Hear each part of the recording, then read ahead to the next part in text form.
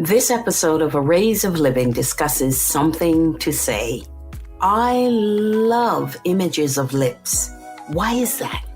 Well, for me, lips signify one's voice, one's ability for expression. Starting out this episode based on lips may come across as though only people having a voice have something to say. Of course, that is not true. I, of course, recognize the fallacy in that line of thinking. Honestly, I do. Something to say is not solely about the act of speaking. It's more profoundly about the ability to express oneself, one's thoughts and ideas, one's creativity. Something to say is about the expressive side of who we are, whether spoken, written, or through art forms or behavior. We as humans need to be able to express ourselves. The image of lips triggers my appreciation of that significance. The significance of expressive platforms holds for those with and without a physical voice. This aspect really needs to be understood and appreciated. The imagery of lips are powerfully symbolic of saying something. And something to say is all about self-expression, sharing thoughts, opinions, perspectives. The popularity of the internet with platforms such as YouTube and TikTok is all about having something to say in any form of expression. Expression has nothing to do with a physical voice, and there's nothing more debilitating than a person capable of communicating, having one's expression disempowered, repressed, and silenced. Maya Angelou, bless her heart, came out as a vocalized force of expression when she chose to speak again. And for those who don't know the Maya Angelou story, she chose to go silent at a young age due to a trauma event. And she stayed silent for many years, again by choice. During her silent years, she cultivated written expression. And when she finally spoke, that amazing spirit had evolved into what the world came to know as one of the greatest and most influential modern poets, and certainly one I came to love and respect and had the privilege of being in the presence of not once, but twice in my life. So here's the thing. Are you holding back from having something to say? Have you cocooned, or perhaps you are being cocooned from soul-serving expressions? If you are, then I know from my own experience that you are in pain. Sure, it's not the pain of an open wound, but it's actually much worse. The open wound we can see, and it's easier to care for. We can clean it, and we can bandage it, and we can keep an eye on its healing progress.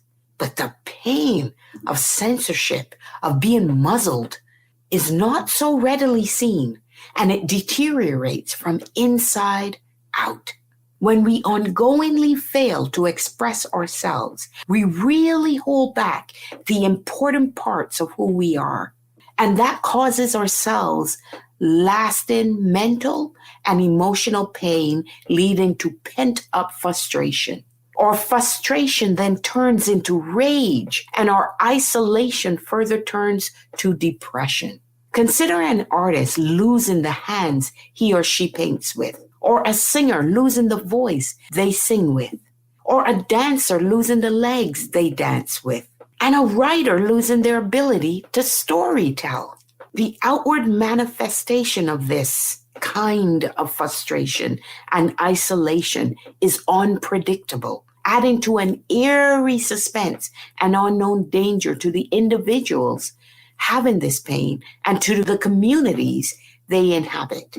How many explosions of expressions have we seen over the many years? From school shootings to bombings to acts of terrorism, you name it. And the ongoing message in these stories are humans need expression. We need to express ourselves. I was recently watching debates, not political ones, but ones done amongst communities and what the old world referenced as between intellects. And I was struck by how much I miss what now seems to be a lost art. Debating is all about expressing ourselves with opinion about something, and how well we debate determines to what degree we can convince the audience of our perspectives of the argument and still achieve the outcome of winning the debate. It's competitive, but it's expression. I came to truly appreciate that debating is an art form. I didn't previously have that perspective, and like most art forms, it was beautiful to watch. As a person blessed with gifts of speaking and writing, I can honestly now proclaim I have something to say and will always have something to express. You may not always agree with what I express or even how I express it, but as long as I am heard, and as long as I deliver contemplative, conversation-provoking thoughts, then my soul-serving expression gets fulfilled. Even better is when my expressions connect and positively lend impact to the lives of those who experience my expressions. My podcast, this podcast, are soul-serving for me and soul-searching for you. But bet you never thought of it quite that way. So what about you? What are you not expressing? Why are you not soul-serving? I want you to find your something to say. I want you to courageously and lawfully express yourself for self-care. I want you to manifest who you truly are. Come out of that cocoon of shame and fear. Unlearn the behavior of avoidance. Be courageous by being vulnerable, as I am being right now. I was not always this way. Remember, I said I know the pain of being in the closet. And for me, it was specific to my writing. And in these last few years, I have come to know it was also so much more than that. It was choosing to avoid the hurt people can so effectively dish out. It was burying my head in the sand and surviving with only a small part of me revealed. The lowest part of me was shown to you at that time. And it was the part that can best take the functioning hits of life. I was willing to take the scraps. I was willing to settle for less. I was willing to hide the other side, the greater side, the goddess side of me. That was the side having the best talent, the best skills, the fulfilling portions of me I kept tucked away and protected. But protected from what? After all, I could only go so far without it. I could only go a small part of my purpose without my best side. I was actually choosing to walk the outskirts of the plot of land my God within had for me. The plot of land I needed to claim and cultivate and make flourish, to grasp my wealth. I needed to express and proclaim myself. I needed to guide people to my land by way of my expressions. I needed to shout, I am here. And to understand the significance of that statement, listen to the episode Bridging Perceived Differences to truly understand the power of that I am statement. Because it's a full circle moment for me and my listeners. I get it. I get you. I know the essence of your actions or lack of actions. And I am here to help. On that note, I want to leave you with this, a poem of mine titled, My Voice is Powerful. My voice is powerful. From a babe, small and meek, my voice told mama what I seeked. My voice is powerful. As a toddler, my voice expanded to include words and songs as it developed to be strong.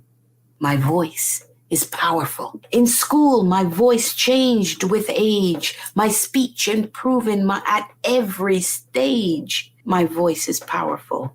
The older I got, I used it a lot, speaking with friends, making amends. My voice is powerful. Now as an adult taking on life's assaults, my voice sometimes fails to give words to my thoughts, stopping short of outlining what is sought. After a while, by limiting the voice, it becomes easy to forget to show a smile, rejoice, or fret. So remember this. Words cannot be dismissed when used with the voice they provide a strange bliss. So you have the choice to project it like fine wool. Your voice is powerful. Something to say is about boldly and bravely acknowledging you and who you are. In expressing ourselves, we convey our presence in the world, what has meaning for us, our values and our emotions. Something said has the power to lighten or darken our day. And given my optimistic mindset, for me that means turn uncertainty into certainty, fear into faith, frown into a smile, grins into laughter.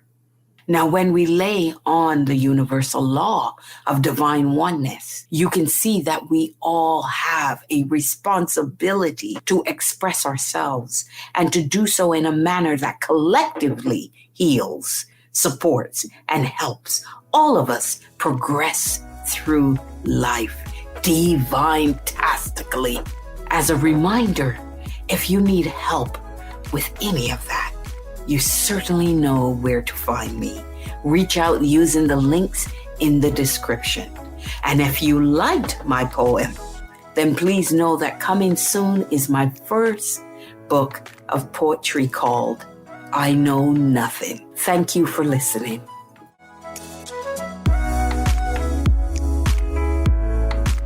Thank you for listening to this episode of Arrays of Living. And please be sure to follow me on Instagram, Twitter, LinkedIn, and YouTube. You will also find in the description below my email address should you want to reach out, and I am happy if you do. And just to be sure, it's Jenn at youareworthmore.co, and worth more you definitely are. And lastly, also see the link that will allow you to schedule a meet and greet with me. And that's an opportunity for me to meet you and you to meet me and for us to have a chat. And that would be wonderful and welcoming. So please hit the link and let's set up a meet and greet.